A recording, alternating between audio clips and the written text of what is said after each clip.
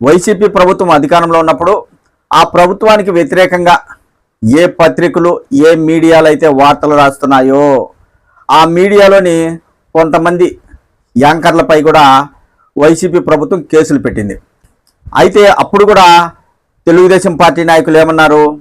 ప్రశ్నించే గొంతును నొక్కేస్తారా, పత్రికా స్వేచ్ఛకు భంగం కలిగిస్తారా, ప్రభుత్వం పత్రికా స్వేచ్ఛను కాలరాస్తుంది అన్న రీతిలో అప్పుడు తెలుగుదేశం పార్టీ నాయకులు ఆ పార్టీకి అనుకూలంగా ఉన్న పత్రికలు రాయడం జరిగింది, నాయకులు మాట్లాడడం జరిగింది. అయితే ఇప్పుడు సేమ్ పరిస్థితి.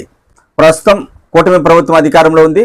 ఇప్పుడు సాక్షి ఎడిటర్పై 2-3 కేసులు పెట్టారని ఆయన చెప్తున్నాడు.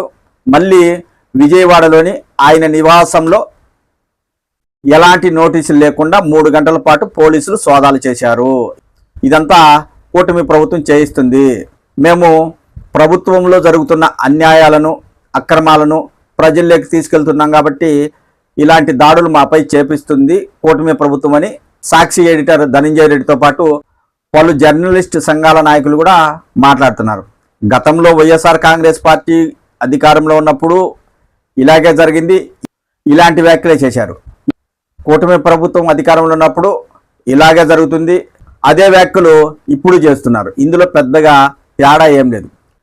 ఇక్కడ మనం గమనించాల్సింది ఏంటంటే ప్రజలకు నిజాలు తెలపాల్సిన మీడియా పూర్తిగా ఒక పార్టీ కోసం ఒక నాయకుని కోసం పని చేయడానికి ముందుకు సాగుతున్నాయి. ఇలాంటి పరిస్థితుల వల్ల ప్రజలు తీవ్రంగా నష్టపోయే అవకాశం ఉంటుంది. ఖచ్చితంగా నష్టపోతారు. ప్రజలకు నిజాలు తెలిస్తేనే కదా రాష్ట్రంలో ఏం జరుగుతుందో పూర్తిగా తెలిసేది.